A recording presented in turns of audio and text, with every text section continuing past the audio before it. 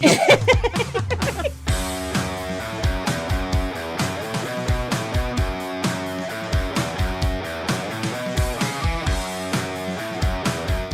like to welcome to another Mob Candy Magazine show. I'm Frank DiMatteo, publisher, and Chris Chiarmonte to my left, my partner. Here we go, Chris. That's right. I want to get into your publishing background because, there's no secret that you know how to do this shit. These magazines, pretty much top notch. You've been into the magazines your whole life. Your father, right? Yes. And you guys had a business? Yeah, Astro News. It goes like this. 1968, Al Goldstein started a magazine called Screw. Screw magazine. Screw magazine. Pornography. Pornography. It was really cut edge. Are there any Screw magazines left? No more. No. Not even on the street? No more. It went out of business many years They ago. don't even have a physical copy, you think, in the world? I got saved. You have a couple Screw magazines saved? Yeah. Wow. So what happened was Al Goldstein put a magazine out, and he was having trouble distributing it because it was the laws were really strict at the time about pornography. So he's having a hard time putting it out. So was this Giuliani era? It was 1968. So this is probably Lindsay maybe at the time. Maybe Lindsay was still in office. And what happened was my godfather Bobby Darrow, Bon Giovanni, and Pete the Greek D'Annapolis knew a guy. I think his name was Archie Gordon. He had a distributing company, and some guys that were distributing the Screw for Goldstein wasn't doing a good job because they were afraid to get in trouble. So Goldstein ran into Archie Gordon and said, "I need help. I can't get this magazine out." So Archie Gordon was doing business with Pete the Greek D'Annapolis and Bobby Bon Giovanni. So gangsters. Gangsters. Okay. So Goldstein was looking for a new distributor. So Archie Gordon wanted to take it, but he needed some backing and stuff like that because he was afraid that, of course, get pinches because of the Obscenity Act and stuff like that in 69, 70. So what happened was we got it. We take over the when magazine. You say we, you mean who? The Gallos. The Gallos. Gallos took it over. Okay. True Bobby Bon Giovanni and Peter Greek. And they put it downtown. And so we got this magazine. We got to get trucks. Archie Gordon needs a hand. And we got some trucks, and we started delivering it through Manhattan, and then the 5 boroughs. And in between that, the guys who were doing it got a little annoyed that Goldstein took it away, and there was a big argument. And Bobby and a few guys, we went and broke up all their trucks. We had we baseball batted all their trucks and stuff like that. And they got the word. The trucks from where? From the other distributor. Oh, do we know what the name of that? I don't remember. It's so long ago. I was young too. And we wound up getting all the rights from Goldstein to do the magazine. So we got the exclusive rights to it. So you distributed. So when I came, Astro News. We formed Astro News, which was you and your father. Was my father. Right. And when I was old enough, I started to be a helper. Okay. On the truck, and they were delivering thousands and thousands of Screw a week. There were stops taking 4,000 or 5,000 papers. Manhattan, yeah, block. Only Manhattan, or only all 5? Just one stop in Manhattan was taking 4,000 or 5,000 papers. Oh my God. Yeah, block, Nathan's, 42nd Street. They were taking tons because it was hot. It was only 25 cents when it first came out. That's crazy. Anyway, then it went to 50 cents quick and $1, but $75. But anyway, when I was old enough, I started jumping, and so pretty much your father and your family was the distributor of Pornographic magazine. Right. So you're the reason that a bunch of kids can thank you for seeing their first titties. That's right. And vaginas. And especially when all the guys in the neighborhood, when I used to have it in the car, they used to love going to my car so they can go in the back seat and find the Screw magazines. Oh my God! Everybody loved them. They used to go in my car just to rob the magazine. Take them. They were all extras. So we started with that. When I was old enough, I started jumping, And from Screw Magazine, we wound up getting another 50 different publications. So around 71, 72, 73, it was a big blow up of, Oh my God! of All different. sexual magazines, newspapers coming out. And us being the... Was it like Hustler and all those? well, like- Hustle's magazines. This was paper form. Okay.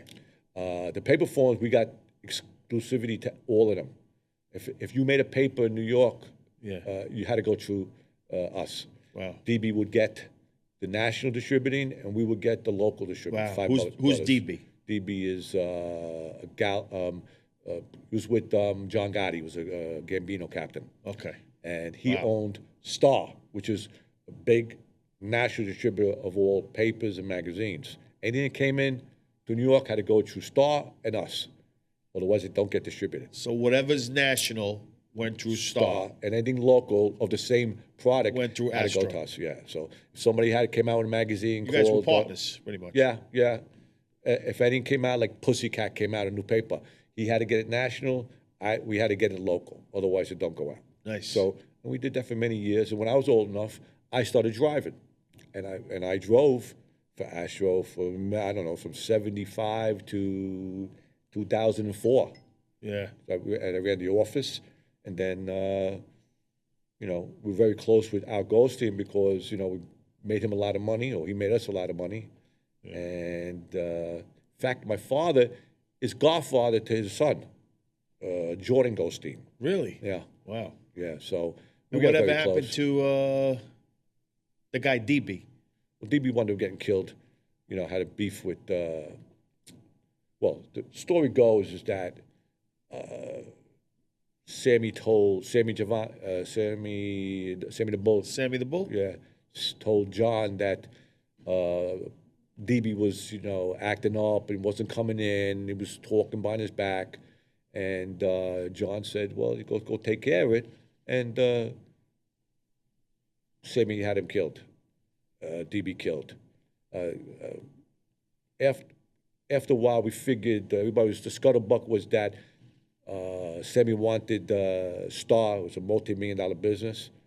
He took it over, and he also DB also owned Great Bears. They were mechanic shops, big in the '70s. Wow. And he took them over too. Because Sammy was that way. You wanted what you had, you get killed. So they wound up killing DB.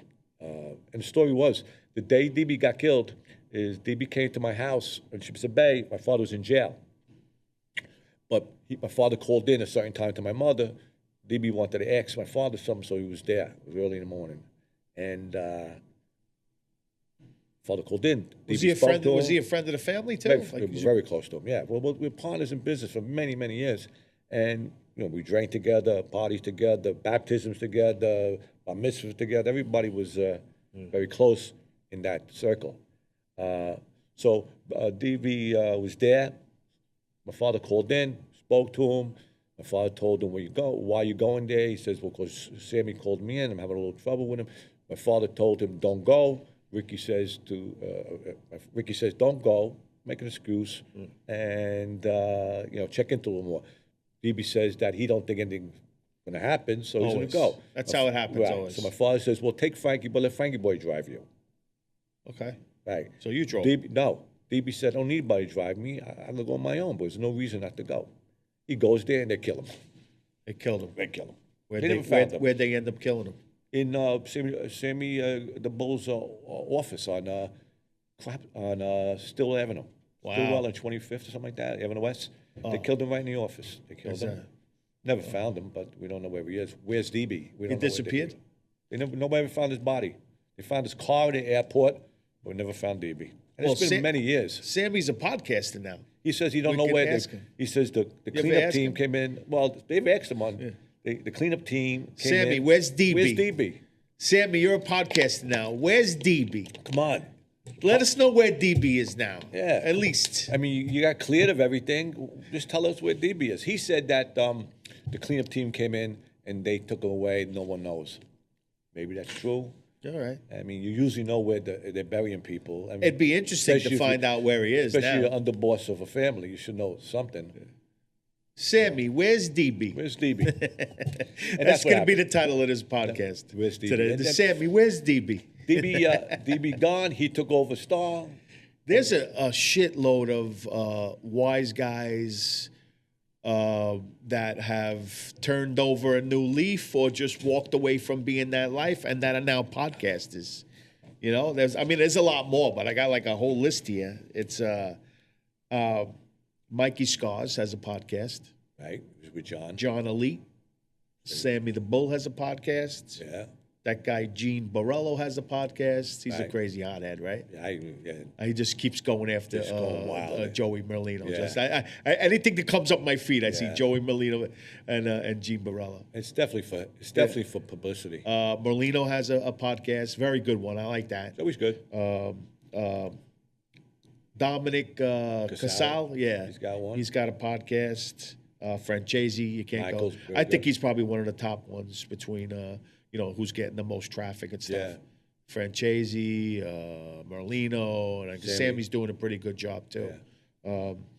And Ruggiano Jr., Yeah. Ruggiero, right? I think it's Ruggiero. Ruggiero. Yeah. Could be Ruggiano. Could be. I think it's Ruggiero. Ruggiero. His, That's his- Fat Andy's his son, father, yeah. His father, right? Was Father guy. I mean, and there's a lot more. And that leads me to announce that the next magazine we do, the Mob Candy magazine. I know you wanted to keep it like on the wraps, Yeah.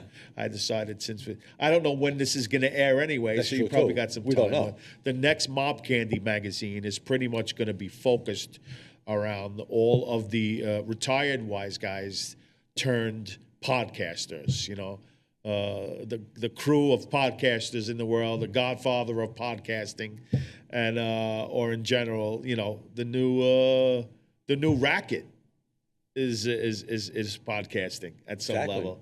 You know, you can make some legit money doing this. It's legit, you know, and Some guys are making good money on it. yeah, You know, and it's entertaining. it's entertaining. It's got a lot of legs, and so the next Mob Candy magazine is going to be about the we're going to do articles about all of them. We don't know who's going to be on the cover of the magazine. We're open to a lot of suggestions. Yeah. You know, if people Yeah. want to throw their feedback in, they can send me an email. Right. mobcandyboss@gmail. Then we're gonna speak to them to see who wants it, who don't want it. Right. Whoever's interested. I mean, if you're not interested in getting publicized, we're not going to talk about your mafia background or something like that, like all the stupid It's stuff. about podcasting. It's Everybody just knows about, who they It's are. just about what you're doing now Right. in the podcasting world. I mean, it may be historical stories just to give you guys a little background. Exactly. You know, but at the end of the day, the about articles, podcasting. we want to we want to pretty much popularize, Podcasting. about what all the Yeah, the exactly. podcasting you're doing, or the mobcasting. Mobcasting, We call yeah. it mobcast now. That'd be fun. All right. Yeah. I made that up. And plus, we don't Mobcast. forget the models, the restaurants, the food, the entertainment part of it. It'll be all there. I made that up. Mobcasting. Don't be like a Rene Graziano and steal my name. All right, Mob Candy. Yeah. We like Renee. We love Renee. Yes. She was on the cover of the magazine. We're going to have her in the studio. And we really, tell you the truth, we'd like to have all of the podcasters in studio for the Mob Candy Magazine TV show. But the next magazine is going to be all about them. And I don't know if it'll be the last magazine, but, it's definitely going to be probably one of the biggest magazines we do Yeah. in terms of the money that we put behind it and the push that we give it. Right. In terms of the eyeballs. There's going to be a lot of sales. There's going to be a lot of people watching and reading that magazine. So stay tuned to the next Mob Candy magazine. And if you are a podcaster that used to be of the life and are now making money podcasting in any way, reach out. You can contact me on the Facebook page. Both of us are approachable. You can check Frank DiMatteo on Facebook. Uncle Frankie DiMatteo is your page, and then the Mob Candy Magazine page, just send a message to us, a DM, and we'll respond back. Or you can send an email to mobcandy@gmail or mobcandyboss@gmail, and both of us will respond. We'll make it happen. But in the meantime, back to the mob stories. Joey Gallo. I know that you've mentioned it on a few other podcasts, but never on our own podcast. Joey. Can you tell me pretty much Joey. the story about when he got killed, how he got killed, why he got killed? I know you wrote a book about it, right? You wrote a book. It's called Mafia Hitman. Yeah, Mafia Hitman. It's about Joey getting killed. Yeah, Right? And because Yeah, this one. before you wrote that book, there was a lot of speculation about who did the killing, Right, and I know that featured in that movie. right. What was the name of that movie? They paint wagon. They paint houses. Paint Houses was the book. They did a movie. The based Irishman. On, the Irishman. Based on The Irishman, it was completely The different. Irishman that killed Complete difference. Gallo, right? Yeah. Did they say The Irishman killed the Gallo? Yeah, they said that I Frank don't remember because Sheehan. I watched. Sheehan Frank killed him. Sheehan. Yeah, Right. yeah. But that's not who killed him. No. No. So who killed him? And how did it happen? Give me the story behind it. Okay. Take me to the whole thing. Basically, to short time is Joey Joey did a 10-year bit, gets out of jail. He doesn't recognize Joe Colombo as the boss. Has a confrontation as soon as he gets out. Tells his crew not to envelope up to Joe Colombo no more. And he's the boss. And stay away from everybody and not socialize with the other crews. Joey is feuding with Colombo about territory, and Joey Gallo says that Joe Colombo owes him money because in territory down in Red Hook that he's losing money, and then another argument. And then what happens is Joe Colombo the first rally we were told not to go to in 1971 because Joe Gallo Was what the Italian American thing that he started. So they said not to go there. Don't go, and because he wasn't backing up Joe Colombo with that league, so we were told not to go. Everybody didn't go. We were told in the neighborhood to tell the store owners to stay in, because we want everybody to close up Colombo. We told them to stay open. It was a big bordel about that. Joey Colombo wound up getting killed at that rally. Some black guy killed him, and then the black guy gets killed on the spot, with 5 cops laying on him. They shoot the black guy under 5 cops. Really? And none of the Fact. cops got shot either. Nothing. And the guy gets away, shoots him 5 times, and walks away. Really odd. It's all public knowledge. Look it up. Who gets away? The shooter. The shooter? Yeah. So they shot him underneath 5 cops. on the black guy that shot Joe Colombo.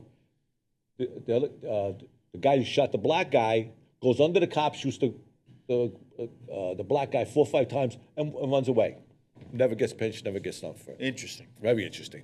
Anyway, being that Joey Gallo, knew black guys in jail and stuff like that, and the black guy did the hit, they blamed the Gallo. The Colombo family blamed the Gallos, so it was an open hit on Joey for a year. From April, from 71 to 72, when Joey Gallo got killed, it was an open hit on Joey. So, and Joey had no fear. He didn't think they were going to do it. He said he didn't have the balls. And that was his philosophy. He was really out there. He had no fear.